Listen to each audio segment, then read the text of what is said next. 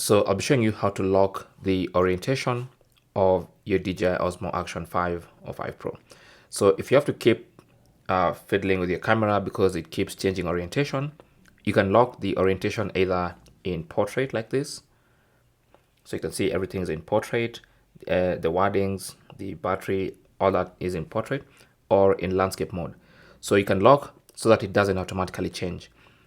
So to lock it in landscape, put it in landscape first and then swipe down, and then you should see this orientation lock icon. Now if you tap on it, that's going to lock the orientation. So now even if you turn the camera, the orientation does not change. Now if you want to change the orientation, you have to unlock and then change it to whatever orientation you want. So if you want portrait, just do that, and then now you swipe down again and then tap on that same button, and that's going to lock it in portrait mode. So now even if you turn the camera, the orientation sticks to portrait. So that's basically how to lock and unlock the orientation on your DJI Osmo Action 5 Pro. Thanks for watching. Don't forget to like and subscribe, and good luck.